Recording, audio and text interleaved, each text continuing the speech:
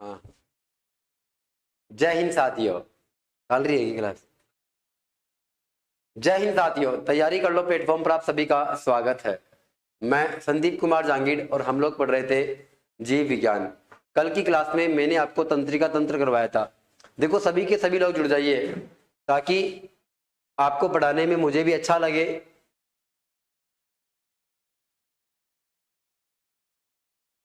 जल्दी से आप लोग आ जाइए ऑनलाइन और अपने कार्य को आगे बढ़ाते हैं। देखिए मेरे प्यारे साथियों, आज की क्लास में हम लोग एक नया चैप्टर पढ़ेंगे जिसका नाम अपने पास क्या है,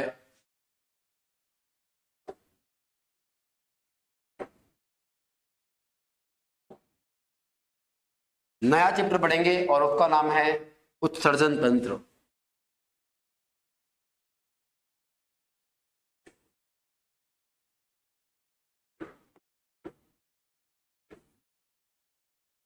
क्या पढ़ेंगे बताओ? उत्सर्जन तंत्र। देखो, सभी को नमस्कार, सभी को गुड इवनिंग, सभी को सत श्री अकाल, सभी को राधे राधे, सभी को श्यामा श्यामा। आप लोग जुड़ जाइए, पढ़ाई पर मन लगा करके करिए। देखो, अगर मैं बात करूं उत्सर्जन तंत्र की तो कोशिश करेंगे कि आज की क्लास में अपन उत्सर्जन तंत्र अच्छे से कर पाए। बस आपकी नजरें, आपका ध्यान केवल और केवल स्क्रीन पर होना चाहिए, ठीक है। और अगर आपने अपने ध्यान को भटकाया तो मैं जिम्मेदार नहीं रहूंगा, आप खुद उसके जिम्मेदार रहोगे। आपको समझ में आया कि नहीं आया, समझाने का कार्य मेरा है। मैं आपको हर एक वो बात बता करके जाऊंगा जो अपनी एग्जाम की दृष्टि से आवश्यक ही नहीं, अति आवश्यक है। लेकिन आपने अगर ध्यान नहीं दिया, सावधानी हटी दुर्घटना घटी, तो आपको सावधानी रखनी होगी, ठीक है। तो चलिए आगे बढ़ते हैं। देखो, उत्सर्जन तंत्र का मतलब क्या होता है? हमारे शरीर के अंदर हमारे शरीर के अंदर कुछ अपशिष्ट पदार्थ बनते हैं और उन अपशिष्ट पदार्थों को जिन अंगों के समूह के द्वारा शरीर से बाहर निकाला जाता है वो क्या कहलाता है?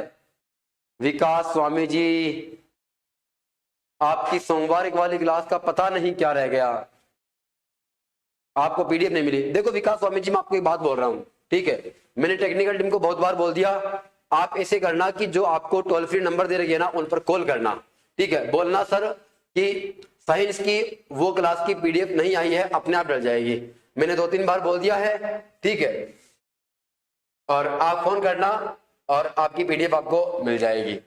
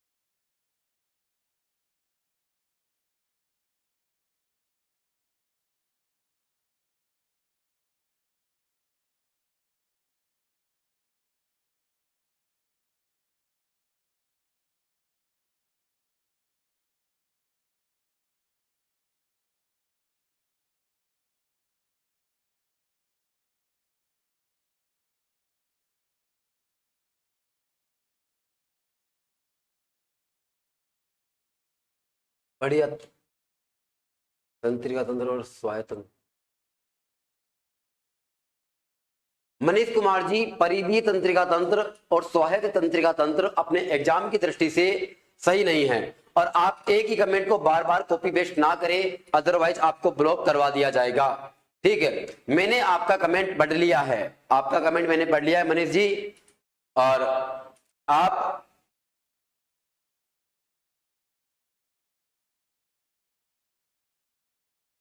देखो, अगर मैं बात करूं, देखो उत्सर्जन तंत्र की बात करूं, हमारे शरीर से उत्सर्जी पदार्थों को निकालने के लिए जो अंगों का समूह होता है, अंगों के समूह से बना हुआ तंत्र होता है, वो क्या कहलाता है बताओ? वो अपने पास उत्सर्जन तंत्र कहलाता है। क्या कहलाता है बताओ? उत्सर्जन तंत्र कहलाता है। तो यहां पर लिख देता हूं मैं,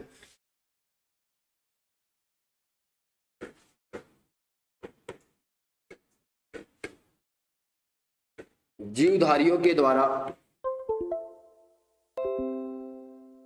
जीवधारियों के द्वारा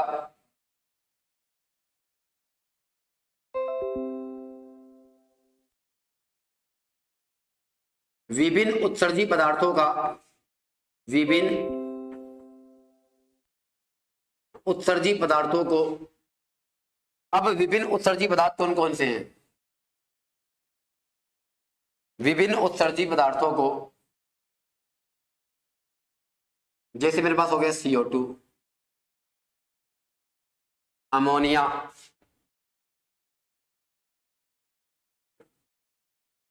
यूरिया,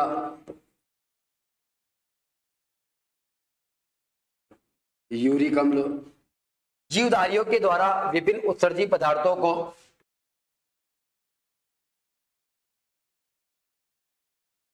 शरीर के बाहर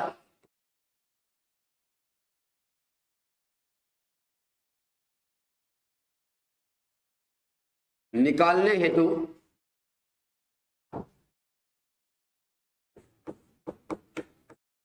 अंगों का बना तंत्र उत्सर्जन तंत्र कहलाता है। क्या कहलाता बताओ? ओके सर जी, सॉरी मेरे कमेंट सेंड नहीं हो रहे थे, बाद में एक साथ ही सेंड हो गए सर जी। देखो मनीष कुमार जी, ऐसी बात नहीं थी, ठीक है। आपने एक ही कमेंट को बार बार कॉपी पेस्ट किया था, समझ गए आप? देखो अंगों का बना तंत्र क्या कहलाता है? उत्सर्जन तंत्र कहलाता है।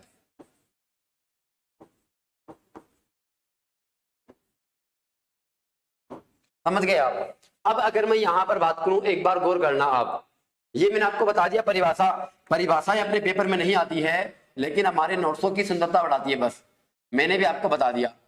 अब देखो अगर मैं बात करूं कि हमारी बॉडी से, सर पिछली स्लाइड क्या है?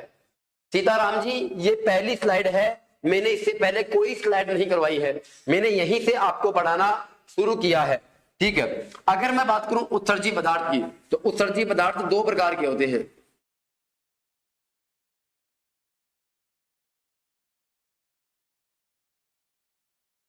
उत्सर्जी पदार्थ कितने प्रकार के होते हैं बताओ? उत्सर्जी पदार्थ दो प्रकार के होते हैं। कितने प्रकार के होते हैं? दो प्रकार के होते हैं। कौन कौन से होते हैं? अगर मैं बात करूं,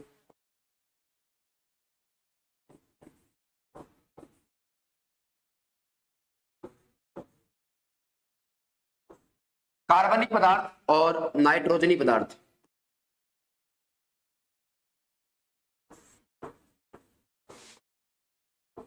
कार्बनिक पदार्थ और नाइट्रोजनी पदार्थ। अगर मैं कार्बनिक पदार्थ के रूप में बात करूं, कार्बनिक पदार्थ कौन सा होता है?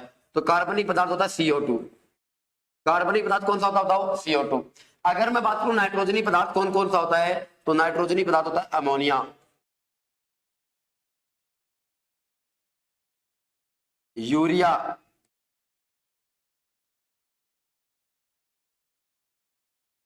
यूरिक अम्ल। अपने पास तीन प्रकार का होता है, कार्बनिक पदार्थ और नाइट्रोजनी पदार्थ। नाइट्रोजनी पदार्थ अमोनिया होता है, यूरिया होता है और यूरिक अम्ल होता है।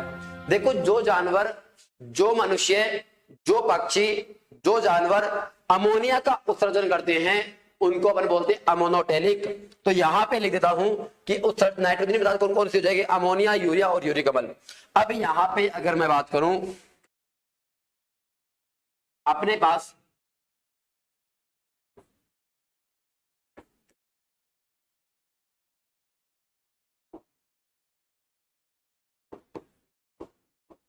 जो जानवर अमोनिया का उत्सर्जन करते हैं, जो जानवर अमोनिया का उत्सर्जन करते हैं,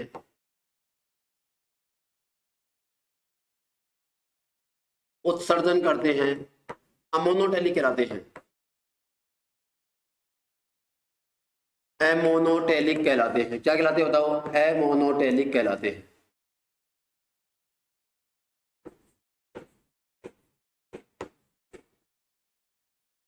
और अगर मैं बात करूं इसके एग्जाम्पल अपने पास क्या है, इसके एग्जाम्पल अपने पास क्या है बताओ?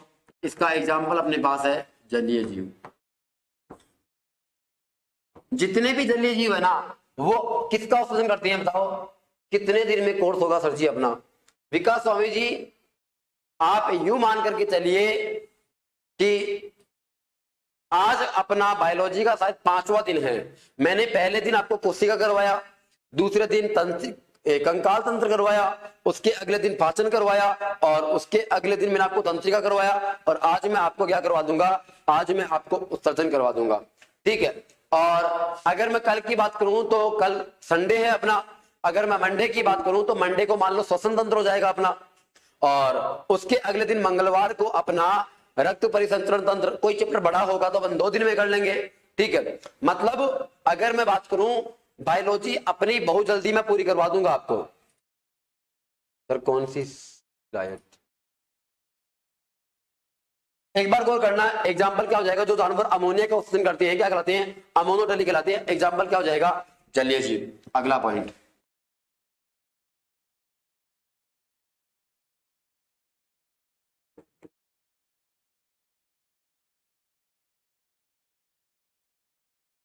जो जानवर यूरिया का उत्सर्जन करते हैं,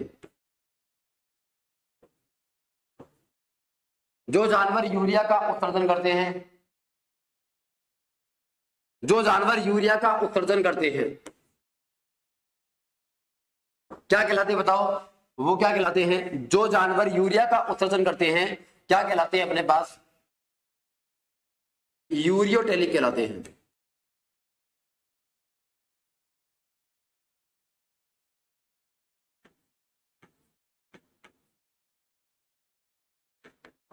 क्या कहलाते हैं बताओ, यूरियोटेलिक कहलाते हैं। अगर मैं यहां पर बात करूं किसकी बताओ, एग्जाम्पल की, तो एग्जाम्पल क्या हो जाएगा बताओ, स्तनधारी। क्या हो जाएगा बताओ, अपने पास एग्जाम्पल हो जाएगा स्तनधारी। स्तनधारी किसका उत्सर्जन करते हैं बताओ, यूरिया का उत्सर्जन करते हैं। इसके अलावा अगर मैं बात करूं, इसके अलावा अगर मैं बात करूं 3 नंबर का पॉइंट,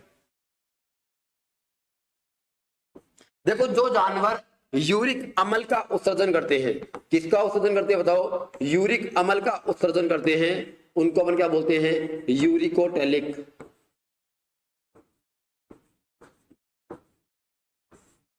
क्या बोलते हैं, यूरिकोटेलिक। एग्जाम्पल अपने पास क्या हो जाएगा, एग्जाम्पल अपने पास क्या हो जाएगा बताओ, पक्षी, सरीसृप और छोटे मोटे कीट। ये अपने पास किसका एग्जाम्पल हो जाएगा बताओ। सर जी आप विजय पाल जी सर से बोलकर हमारी इंडियन ज्योग्राफी क्लास भी लगवा दो ना please. Okay okay Mohit Saini ji, okay बोल दूंगा। अब एक कमेंट को बार बार ना करें, ठीक है, मैं बोल दूंगा सर को। 4 नंबर का पॉइंट, 4 नंबर का पॉइंट अपने पास क्या बताओ, कि जो जानवर किसका उत्सर्जन करते हैं बताओ, ग्वानिन का। जो जानवर ग्वानिन का उत्सर्जन करते हैं उसको अपन क्या बोलते हैं बताओ, गवानोटेलिक। क्या बोलते हैं, गवानोटोलिक। एग्जाम्पल क्या हो जाएगा बताओ अपने पास, मकड़ी। एग्जाम्पल क्या हो जाएगा बताओ, मकड़ी हो जाएगा। समझ गए आप। तो ये अपने पास 4 पॉइंट है, आपको अच्छे से याद रखना है। अब अपन चलते हैं अपने मुद्दे की बातों पर। ओके विकास स्वामी जी, आज पक्का आपकी बातों को ध्यान में रखूंगा। डेफिनेटली अगर समय रहेगा तो आपके पास मैं डेफिनेटली सवाल लेकर के आऊंगा। चलिए अगला अपना टॉपिक रहते हैं। देखो मैंने आपको क्या बताया कि अपन जो भी स्तनधारी होते हैं और भी कोई जानवर होते हैं वो उत्सर्जन के रूप में किसका त्याग करते हैं, वो मैंने आपको बता दिया। देखो आपको पता होगा अपन मूत्र का त्याग करते हैं, और अपने मूत्र में क्या आता है बताओ, अपने मूत्र में यूरिया आता है। तो वो यूरिया का उत्सर्जन कैसे होता है वो सारी बातें मैं आपको बताऊंगा। अब देखो अगर मैं यहां पर बात करूं तो अपने पास उत्सर्जन तंत्र में अपन मेनली क्या पढ़ते हैं, उत्सर्जन तंत्र के अंदर अपन मेनली किडनी को पढ़ते हैं। क्या पढ़ते हैं बताओ, किडनी को। देखो यहाँ पे अगर मैं डायग्राम बनाऊं, डायग्राम वैसे कोई दिक्कत नहीं है, अगर आपको आता है तो बहुत बढ़िया बात है, नहीं आता तो कोई बात नहीं है। अब एक बार गौर करना आप।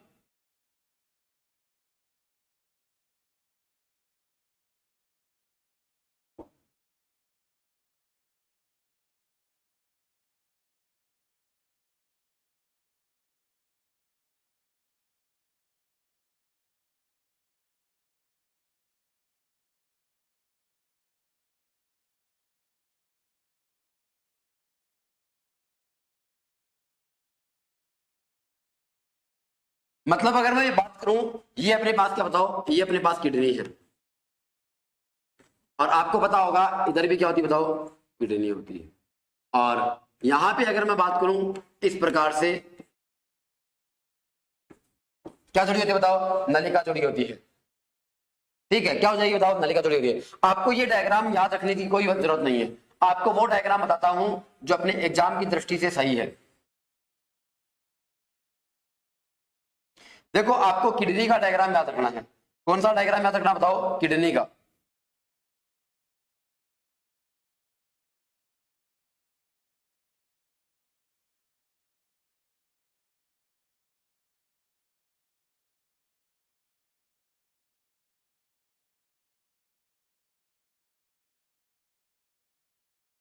अपने पास ये क्या होता है बताओ, इस प्रकार से किडनी का डायग्राम आपको मिलेगा। अब अगर मैं बात करूं इसके सबसे बाहर एक इस प्रकार से झिल्ली होती है।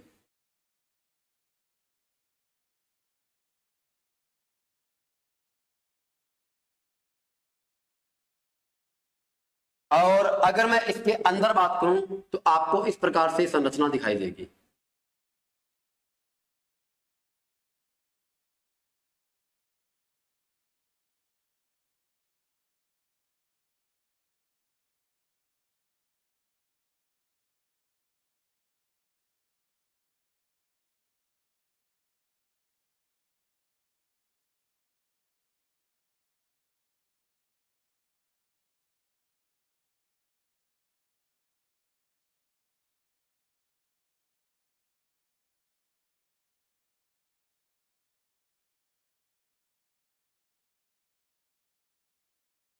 इस प्रकार से आपको क्या मिलेगी बताओ, इसके अंदर संरचना मिलेगी। अब यहां पे अगर मैं बात करूं कि इसके ऊपर ही ऊपर, इसके ऊपर ही ऊपर आपको एक संरचना ऐसे मिलेगी।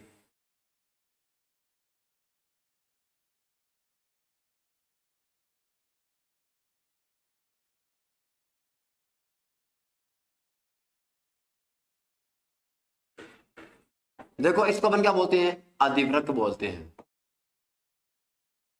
क्या बोलते हैं, अधिवृक्क बोलते हैं। समझ गए आप।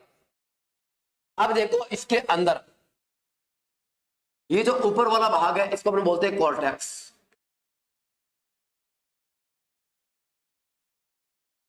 क्या बोलते हैं बताओ, कॉर्टेक्स बोलते हैं। अगर मैं बात करूं कि यहां पे ये जो है अपने पास, इनको अपन क्या बोलते हैं बताओ, मेडुला बोलते हैं। क्या बोलते हैं, मेडुला बोलते हैं। क्या बोलते हैं, मेडुला बोलते हैं। अगर मैं यहां पर बात करूं कि अपने पास ये जो नलिका है इसको हम बोलते हैं मूत्रवाहिनी, मूत्र नलिका। इसको अपन क्या बोलते हैं बताओ, मूत्र नलिका बोलते हैं। क्या बोलेंगे अपन, मूत्र नलिका बोलते हैं। अब देखो ये जो मूत्र नलिका जहां पे जाकर के जुड़ती है, इस ध्रांस को अपन क्या बोलते हैं, इसको अपन बोलते हैं हाइलम। क्या बोलते हैं बताओ, हाइलम बोलते हैं। क्या बोलते हैं, हाइलम बोलते हैं। उत्सर्जन की परिभाषा दोबारा बताओ। देखो सीताराम जी एक बार समझने की कोशिश करना, उत्सर्जन का मतलब क्या होता है। हमारी बॉडी, हमारे शरीर में कई प्रकार की क्रियाएं करती है। जब वो कई प्रकार की क्रियाएं करती है तो उसके अंदर से कई प्रकार के पदार्थों का उत्सर्जन होता है। जैसे अगर मैं बात करूं, जैसे अगर मैं बात करूं किसकी, जैसे अगर मैं बात करूं अपनी त्वचा की, तो इस त्वचा से पसीना बाहर निकलता है। तो वो पसीना क्या है, उत्सर्जी पदार्थ है। पसीना क्या है, उत्सर्जी पदार्थ है। अगर मैं बात करूं, अगर मैं बात करूं अपनी आंखों से उत्सर्जी पदार्थ के रूप में क्या निकलता है, आंसू निकलता है। क्या निकलता है, आंसू निकलता है। अगर मैं उसी प्रकार से बात करूं, अगर मैं उसी प्रकार से बात करूं तो अपने यकृत से पित्त रस का स्रवण होता है। अपने यकृत से पित्त रस का स्रवण होता है। समझ गए। अपने कान से आपको पता होगा एक तेलीय पदार्थ निकलता है, आप जिसको किट्टी बोलते हो, कोई लोग कुछ और बोलता होगा। अब आपको देखा होगा, सर मेरे एमजी नहीं आ रहे हैं। देखो आप समझ में आएगा, आपको थोड़ा सा पेशेंस रखिए, आपको सब कुछ चीजें समझ में आएगी। देखो अगर मैं उसी प्रकार से बात करूं, अपन मूत्र का त्याग करते हैं तो मूत्र का त्याग कहां से होता है, तो मूत्र का त्याग किडनी से होता है। और अगर कोई आपसे पूछेगा कि मुख्य उत्सर्जी अंग क्या होता है, मुख्य उत्सर्जी अंग क्या होता है, तो मनुष्य का मुख्य उत्सर्जी अंग किडनी होता है। क्या होता है बताओ? किडनी होता है। समझ गए? तो यहां पे मैंने ये किसका डायग्राम बनाया है? यहां पर मैंने ये किडनी का डायग्राम बनाया है। किसका डायग्राम बनाया बताओ? मैंने यहां पे ये किडनी का डायग्राम बनाया है। किसका डायग्राम बनाया बताओ? किडनी का डायग्राम बनवाया है। अब अगर मैं यहां पे बात करूं, एक बार गौर करना, ये मूत्र नलिका हो गई और यहां पे ये जो मूत्र नलिका जहां पे जाकर के जुड़ती है इस प्रकार से, इस भाग को अपन क्या बोलते हैं? हाइलम बोलते हैं। और इस नलिका के अंतिम सिरा जो क्या है वो क्या रहेगा? पेल्विस। अब यहां पे गौर करना, अगर मैं बात करूं इसके ये जो बाहरी आवरण है, ये वाला जो लाल लाल दिख रहा है वो कहलाता है पेरिटोनियम झिल्ली। क्या नाम होता है बताओ? पेरिटोनियम झिल्ली होता है। क्या होता है? पेरिटोनियम झिल्ली। अब देखो ये अपने पास क्या बताओ? ये अपने पास है किडनी। क्या बताओ? किडनी। तो सबसे पहले अपन किडनी के बारे में छोटी छोटी बातें कर लेते हैं। आपसे कोई पूछेगा कि किडनी का अध्ययन क्या कहलाता है, तो आप क्या बताओगे? किडनी का अध्ययन होता है नेफ्रोलॉजी। क्या होता है बताओ? किडनी का अध्ययन होता है नेफ्रोलॉजी। सर जी गुद्दे का क्या काम होता है? अब मुझे बताओ, आप इस किडनी को आप किडनी बोल दो, गुद्दा बोल दो, वृक्क बोल दो, एक ही तो बात है। ये इसी के तो नाम अपने पास। अब अगर मैं अगली बात करूं, देखो अध्ययन क्या कहलाता है? अध्ययन इसका कहलाता है नेफ्रोलॉजी। फिर मैं बात करूं इसका आकार कैसा होता है।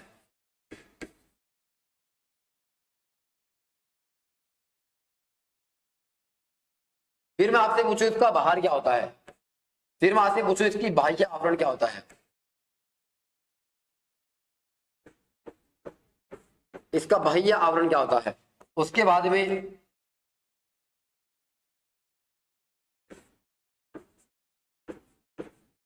ऊपरी सतह क्या कहलाती है इसकी। उसके बाद में अगर मैं बात करूं अगला पॉइंट अपने पास क्या बताओ?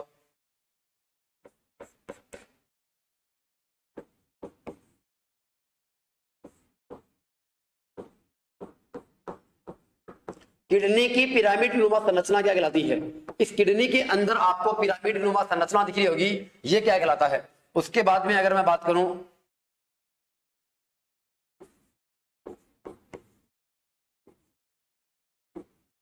मूत्र नलिका किडनी के किस भाग से जुड़ी होती है वो मैं आपको बता दूंगा। ठीक है, अगला पॉइंट अपन बात करें कि किडनी का कार्य क्या होता है।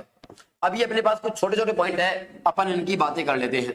चलो अगर मैं आपको बताऊं पहला पॉइंट, किडनी का अध्ययन क्या कहलाता है?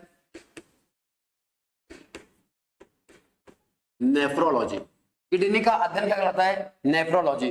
किडनी का आकार कैसा होता है? सेम के बीज जैसा।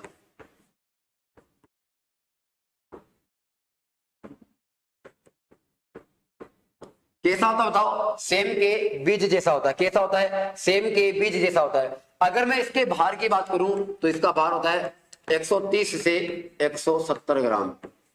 क्या था बताओ? 130 से 170 ग्राम होता है।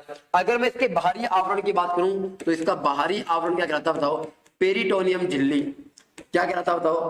पेरिटोनियम झिल्ली कहलाता है। अगर मैं बात करूं इसकी ऊपरी सतह क्या कहलाती है? अधिवृक्क कहलाती है। क्या कहलाती है बताओ? अधिवृक्क कहलाती है। देखो अपन इसको किडनी भी बोलते हैं, इसको अपन वृक्क भी बोलते हैं और इसी को अपन गुद्दा भी बोलते हैं। क्या बोलते हैं? गुद्दा भी बोलते हैं। अगर मैं बात करूं पिरामिड नुमा संरचना क्या कहलाती है? मेडुला कहलाती है। पिरामिड नुमा संरचना क्या कहलाती है बताओ? मेडुला कहलाती है। अगर मैं बात करूं कि मूत्र नलिका किडनी के हाइलम भाग से जुड़ी होती है, कहां जुड़ी होती है बताओ? हाइलम से जुड़ी होती है।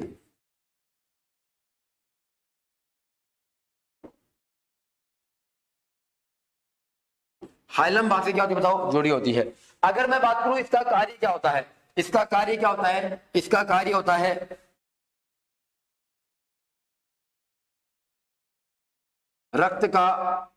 रक्त को छानना।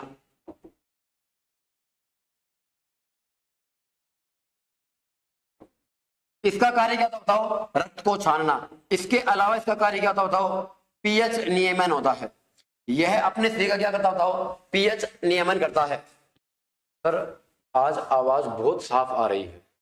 अच्छा जी, अच्छा, ओके पंकज कुमार जी, ओके। देखो अगर मैं बात करूं रक्त को छानना किसका कार्य होता है बताओ, किडनी का होता है। इसके अलावा अपने शरीर के पीएच को कौन कंट्रोल करता है, यही करता है। अब मैं आपको अगला पॉइंट पूछूं, आपको अगर आपको अगला पॉइंट बताऊं कि अपने पास ये जो किडनी होती है, इस किडनी की कार्यात्मक इकाई क्या है।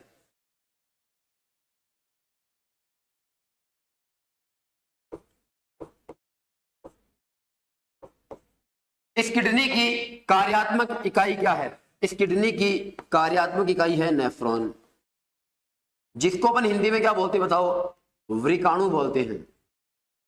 क्या बोलते हैं, वृकाणु बोलते हैं। समझ गए आप। ये अगर मैं बात करूं कि कार्यात्मक इकाई क्या होती है बताओ, नेफ्रॉन होती है। इसका मतलब आपको इसके अंदर छोटी छोटी संरचना आपको दिखाई देगी। जैसे मैं आपको बताऊं,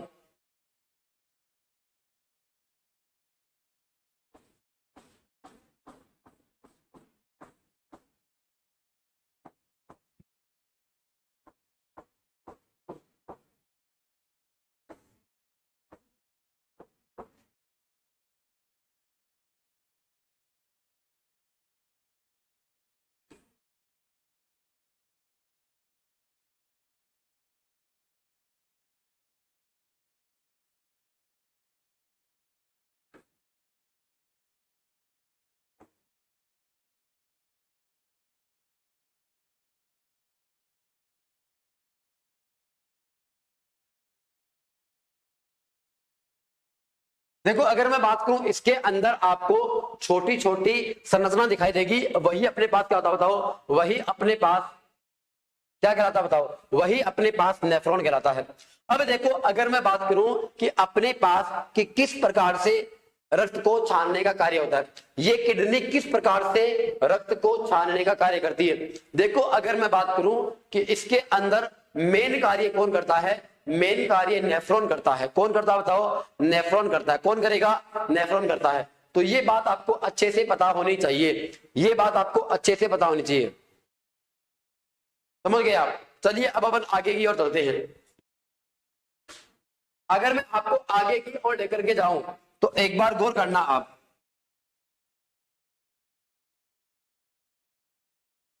आप मुझे बताइए कि एक मनुष्य 1 मिनट में कितनी बार धड़काता है अपने हृदय को। इसका मतलब मैं कुछ बातें आपको बता देता हूं।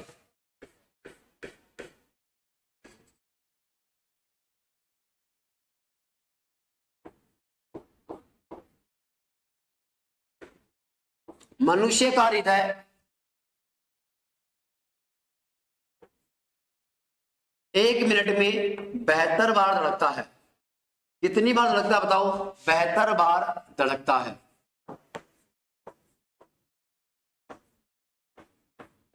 कितनी बार धड़कता है बताओ, 72 बार धड़कता है। अब आप मुझे बताओ कि हृदय का कार्य क्या होता है।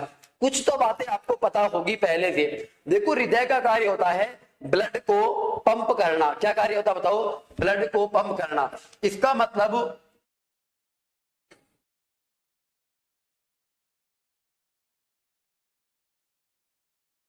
हृदय का कार्य क्या होता है बताओ, रक्त को पंप करना।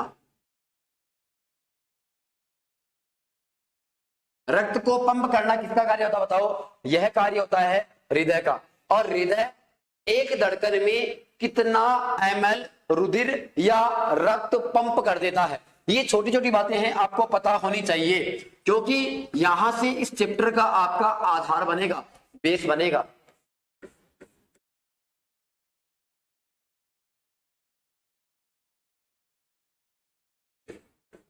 एक धड़कन में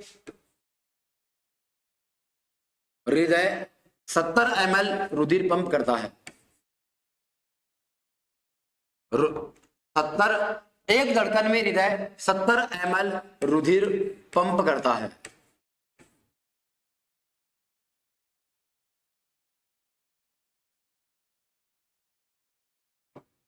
क्या करता बताओ, पंप करता है। अगर मैं आपको बताऊं, देखो एक बार गौर करना, आप हर डाटा को समझते जाना, ठीक है। अगर आपने इसके अंदर कोई कंजूसी दिखाई और अगर आपका ध्यान स्क्रीन पर नहीं रहा तो मैं डेफिनेटली कह सकता हूं कि आपके साथ धोखा हो सकता है, आपके साथ पेपर के अंदर कोई ना कोई बात हो सकती है।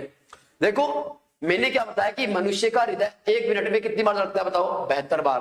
फिर मैंने क्या कहा कि एक धड़कन में कितना ml रुधिर पंप होता है, 70 ml।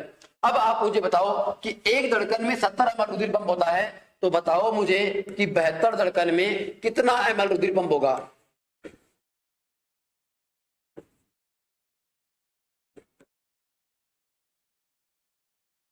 72 धड़कन में हृदय 70 इंटू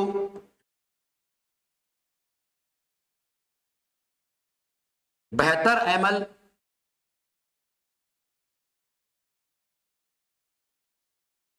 रुधिर पंप करता है। क्या मैं ये कह सकता हूं क्या 1 मिनट के अंदर रुधिर कितना ml रुधिर पंप कर देगा? इसका मतलब यहां पे लिखूंगा मैं 1 मिनट में हृदय द्वारा पंप की जाने वाली रक्त की मात्रा,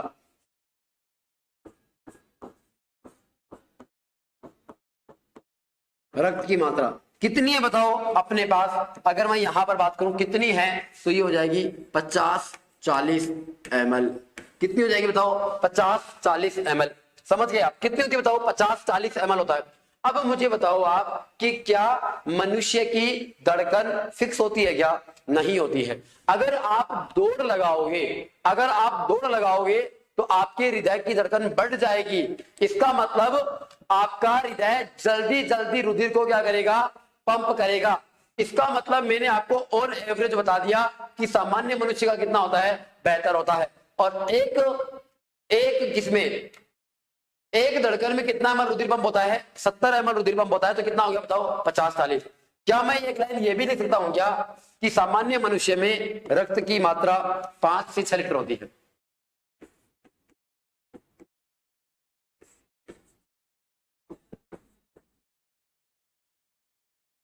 सामान्य मनुष्य में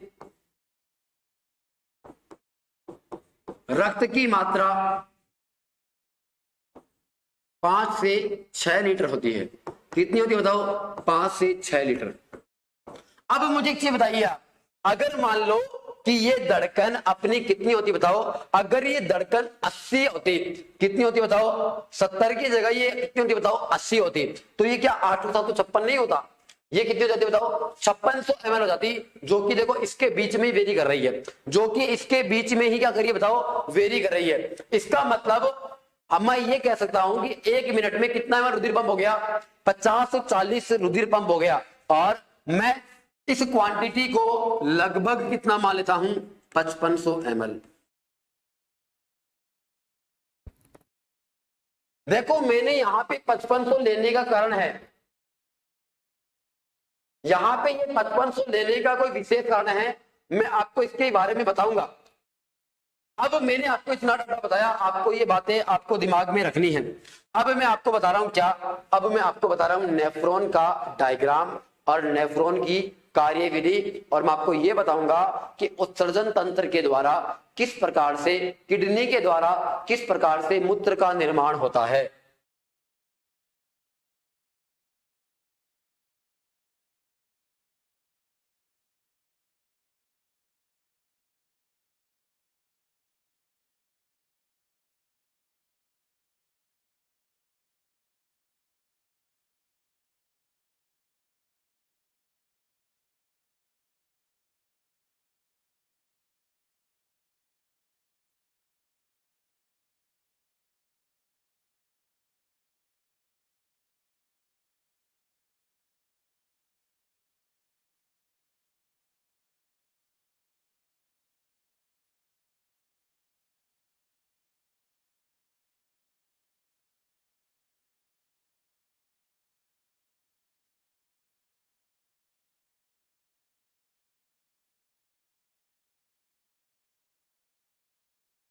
देखो इस प्रकार से अपने पास क्या बताओ?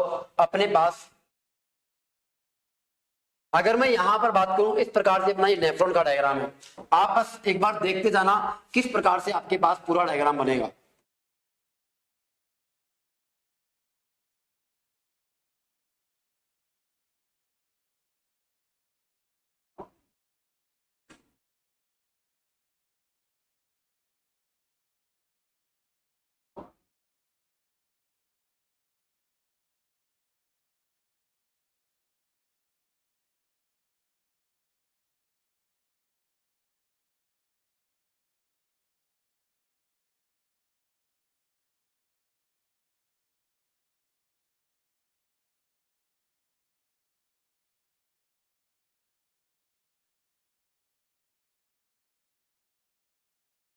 अब देखो यहां पे अपने पास होती है अभिवाही धमनी,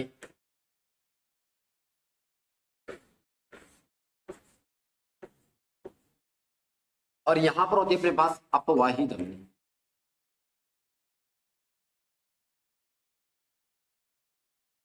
अब यहां पे देखो ये जो लाल लाल भाग है इसको अपन बोलते हैं ग्लोमेरुलस।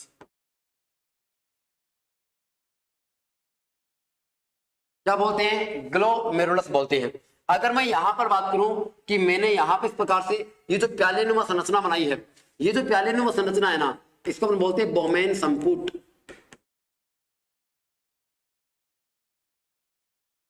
क्या बोलते हैं? बोमेन संपुट बोलते हैं। अगर मैं यहां पर बात करूं कि इसको अपन क्या बोलते हैं? समीपस्थ कुंडलित नलिका।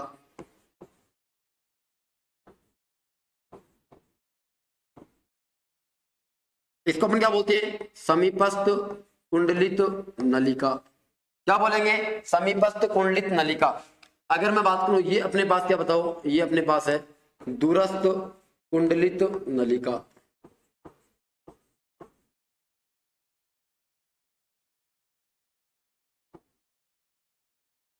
अगर मैं यहां पर बात करूं ये अपने पास क्या बताओ?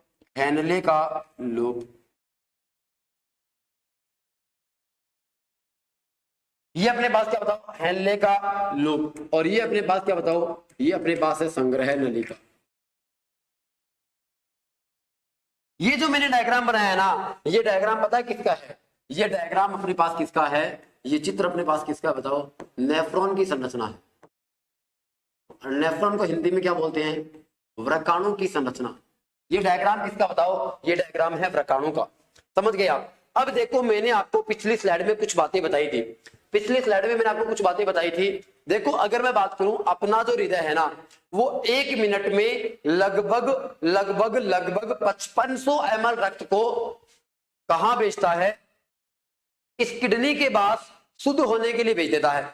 वो बोलता है किडनी को कि हे किडनी देवता, हे किडनी महाराज, मेरे पास कुछ खराब रक्त है, उसको छान देना। तो क्या करती है बताओ? वो जो हृदय होता है ना, उस खराब खून को पंप करके लाता है, और किसके पास छोड़ता बताओ? किडनी के पास। और वो क्या करता है? यहां ला करके छोड़ता है। समझने की कोशिश करना, हर एक बात आपको समझ में आ जाएगी अगर आपने अगले 10 मिनट तक लगातार एक तक अगर मेरी बातों को सुनोगे तो, अदरवाइज आपको समझ में नहीं आएगा। देखो मैंने क्या कहा कि 5500 ml रक्त है ना, वो कहां आ जाएगा बताओ? इसके अंदर घुसेगा। किसके अंदर घुसेगा बताओ? 5500 ml रक्त अभिवाही धमनी से इसके अंदर आ जाएगा। 5500 ml रक्त अभिवाही धमनी से इसके अंदर आ जाएगा। अब होगा क्या? अब होगा क्या कि इस 5500 ml का 1/5 भाग, इस 5500 ml का 1/5 भाग इसके अंदर सम जाएगा। 1/5 भाग क्या होगा बताओ? इसके अंदर सम जाएगा। कितना भाग? इसका 1/5 भाग। इसका मतलब मैं ये कहूंगा कि 1100 ml रक्त क्या होगा बताओ? इस नलिका के अंदर आ जाएगा। 1100 ml रक्त इस नलिका के अंदर आ जाएगा। समझ गए आप?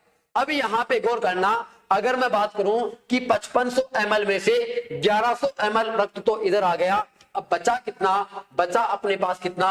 4400 ml।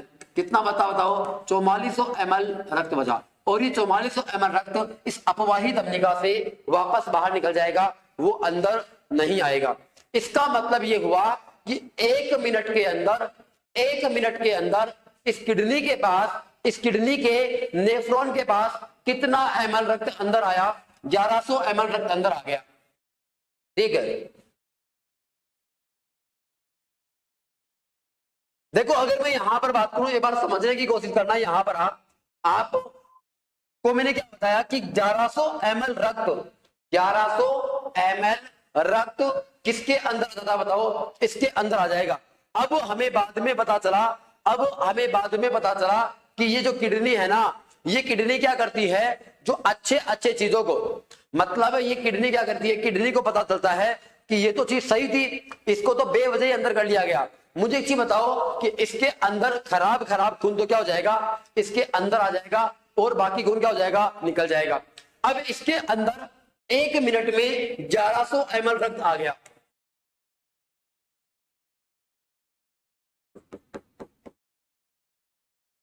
एक मिनट में कितना ml आ गया बताओ, इसके पास 1100 ml रक्त इसके अंदर आ गया। अब देखो बाद में पता चला कि जो रक्त हमने 1100 ml इसके अंदर भेजा था, उसमें कुछ रक्त की मात्रा सही थी, वो खराब नहीं थी, इसका मतलब वो सही थी। और बाद में क्या किया गया कि अपने पास ये जो समीपस्थ कुंडलित नलिका है, अपने पास ये जो हेनले का लूप है, और अपने पास ये जो दूरस्थ कुंडलित नलिका है,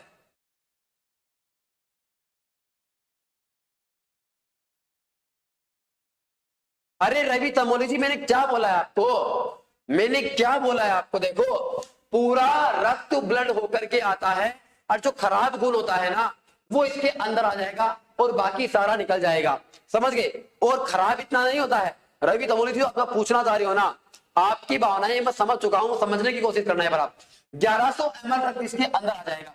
अब ये छनने के बाद भी हमें पता चलता है कि इन 1100 ml के अंदर भी सारा का सारा खून खराब नहीं है। तो अब अपन क्या करेंगे, अब अपन उनमें से छंटनी करेंगे उसकी। तो क्या करेगा, ये समीपस्थ कुंडलित नलिका, हेनले का लूप और ये दूरस्थ कुंडलित नलिका, इस 1100 ml रक्त में से जो काम की चीज है उनको अवशोषित करने का कार्य करेगी।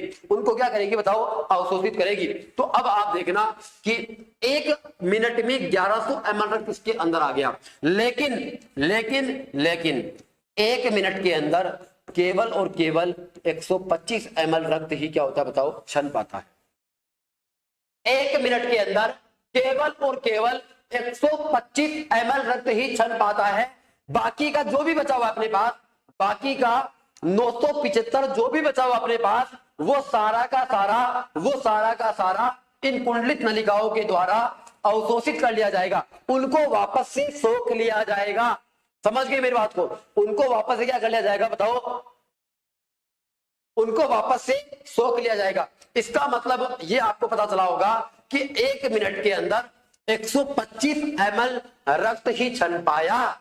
कितना बताओ, 125 ml रक्त ही छन पाया। बाकी चीजें तो कभी इधर से निकल गई और कुछ को अवशोषित कर लिया गया। समझ गया। अब देखना आगे, 1 मिनट में 125 ml, तो मुझे बताओ 1 घंटे में कितना हो जाएगा, 1 घंटे में कितना हो जाएगा, 125 इंटू 60 क्या हो जाएगा बताओ, 125 इंटू 60 हो जाएगा। अब यहां पे गौर करना, 125 इंटू 60 को आप मल्टीप्लाई कीजिए, 125 को 6 से गुणा करोगे 750 हो जाएगा, और 1 0 लगा दो, कितना हो गया बताओ, 7500 ml।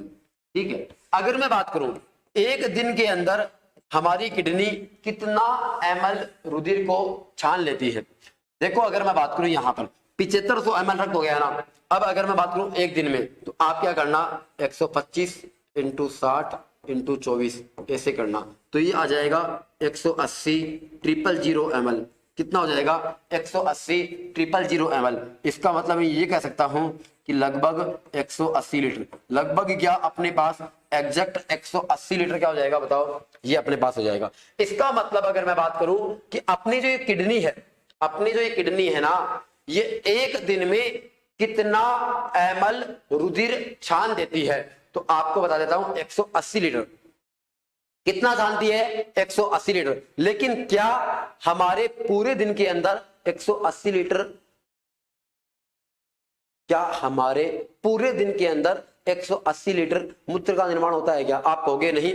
अब देखो होगा क्या, इतना नहीं होता है, इतना नहीं होता। कितना नहीं होता बताओ, 180 लीटर रक्त, सॉरी 180 लीटर मूत्र का निर्माण नहीं होता है। और मूत्र का निर्माण कितना होता है बताओ, मूत्र का निर्माण केवल और केवल कितना होता है बताओ, मूत्र का निर्माण एक दिन में केवल और केवल 1.5 लीटर होता है। कितना होता है बताओ? 1.5 लीटर होता है। इसका मतलब अब मैं आपको एक बात बताता हूं, 180 लीटर हो गया ये, आपको मैंने बता दिया। लेकिन एक दिन में मूत्र निर्माण कितना होता है बताओ? एक दिन में मूत्र निर्माण केवल और केवल कितना होता है बताओ? 1.5 लीटर होता है। कितना होता है बताओ? 1.5 लीटर होता है। ये बात आपको पता होनी चाहिए। तो यहां पे मैंने आपको कुछ बातें बताई, चलिए आपको मैं इसको तरीके से बता देता हूं मैं।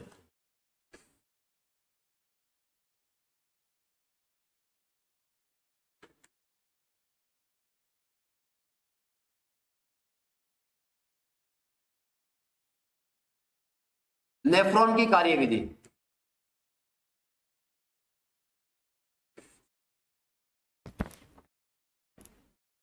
अगर मैं नेफ्रॉन की कार्यविधि की बात करूं तो सबसे पहले क्या होता है बताओ? सबसे पहले होता है परानिस्यंदन।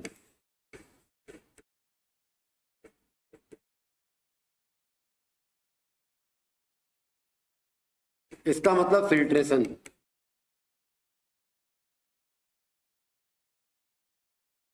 क्या होता बताओ? फिल्ट्रेशन होता है। दूसरा क्या होता बताओ? अवशोषण।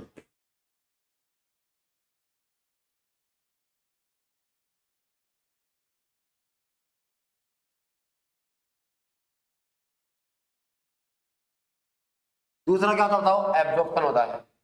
तीसरी अगर मैं बात करूं तो क्या होता बताओ? संग्रह, जिसको अपन क्या बोलते हैं बताओ? कलेक्ट। अब अगर मैं बात करूं कि परानिस्यंदन के अंदर नेफ्रॉन के कौन कौन से अंग भाग लेते हैं, तो परानिस्यंदन किसके द्वारा किया जाता है बताओ?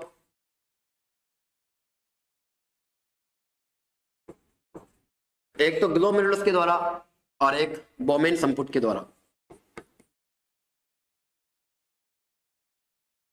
कई बार तो पेपर में सीधा ऐसे ही प्रश्न आ जाता है कि बोमेन संपुट किसका भाग है? बोमेन संपुट किसका भाग है उत्सर्जन तंत्र का? अब देखो, अवशोषण का कार्य कौन कौन करता है? 3 लोग करते हैं।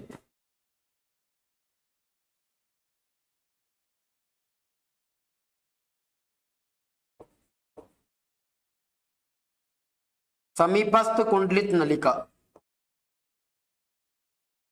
दूसरा अपने पास क्या बताओ?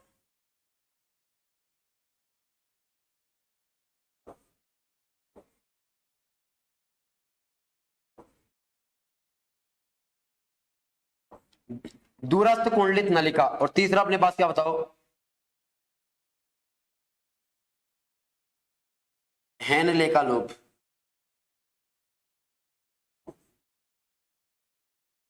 संग्रह क्या किसके द्वारा किया जाता है बताओ? संग्रह नलिका के द्वारा।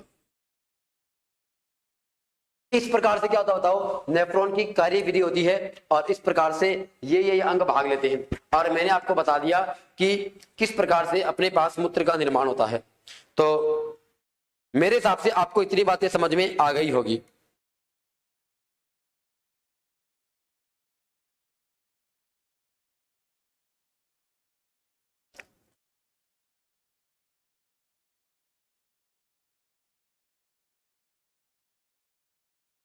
देखो, आपको इतनी बातें समझ में आ गई होगी मेरे हिसाब से।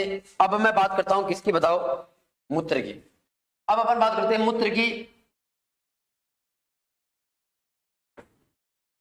यूरिन की। छोटे छोटे पॉइंट अपन बात कर लेते हैं।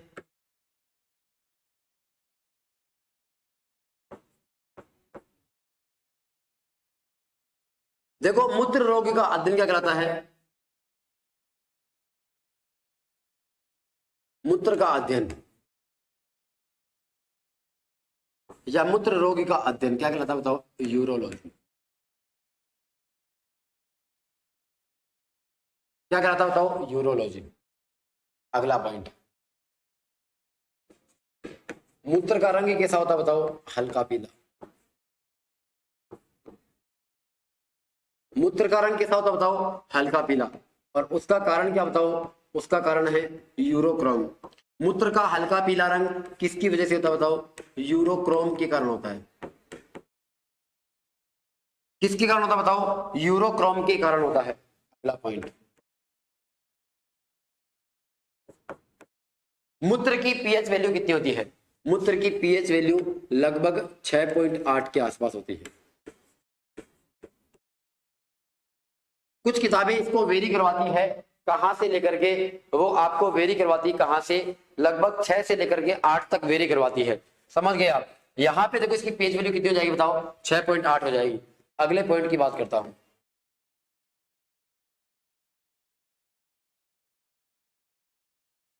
हाँ, अगर मैं बात करूं प्रतिदिन मात्रा,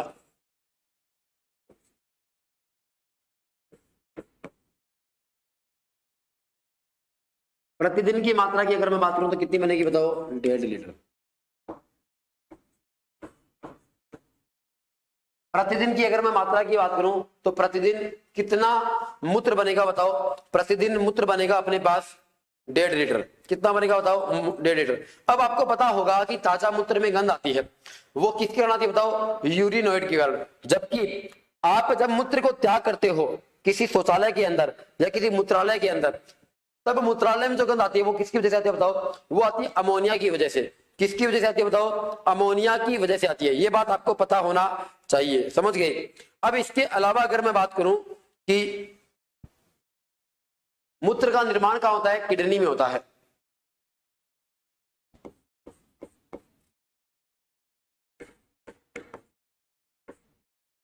ताजा मूत्र में गंध,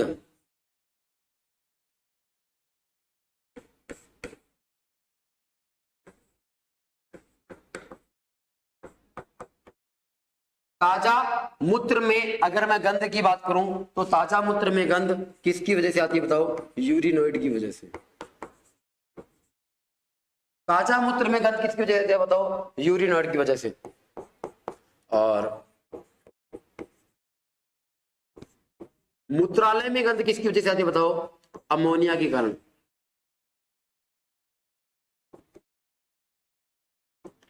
क्योंकि आप जानते होंगे कि यही जो यूरिनोइड है, इसको जो छोटे मोटे कीट है वो किस में बदल देते हैं बताओ? अमोनिया में बदल देते हैं। किस में बदल देते हैं बताओ? अमोनिया में बदल देते हैं।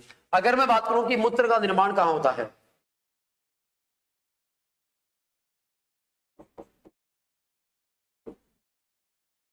मूत्र का निर्माण होता है किडनी में।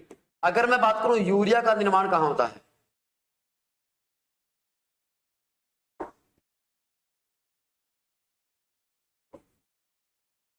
क्योंकि मूत्र के अंदर क्या होता है बताओ? मूत्र के अंदर यूरिया होता है, लेकिन यूरिया का निर्माण कहां होता है बताओ? यूरिया का निर्माण होता है यकृत के अंदर।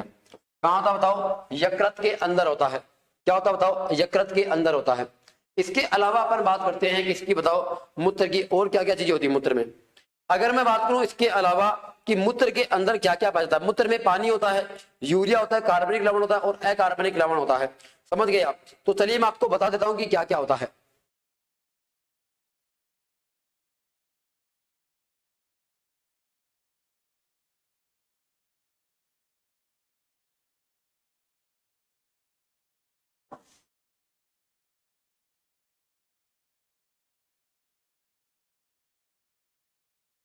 मूत्र का सामान्य संगठन, अगर मैं बात करूं मूत्र का सामान्य संगठन की,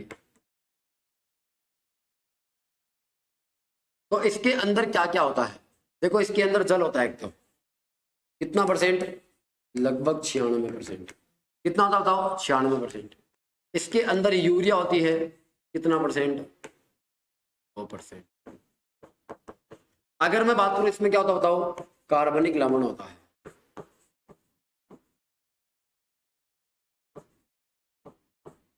लगभग कितना होता है बताओ? 1.5%। इसके अंदर क्या होता है बताओ? इसके अंदर अकार्बनिक लवण होता है।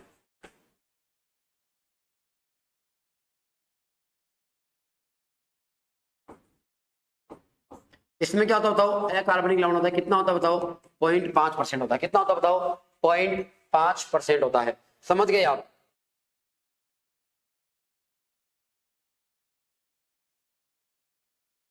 ये आपको क्या करना बताओ? ये आपको मूत्र का सामान्य संगठन याद करना है। इसके अलावा अगर आपको मूत्र के अंदर कुछ भी मिल जाए तो आपको क्या बताना है कि वो किसी न किसी रोग का कारण है। अगर मैं बात करूं कार्बनिक लवण में क्या क्या होता है, एक तो होता है यूरिक अम्ल, और एक होता है हिप्यूरिक अम्ल।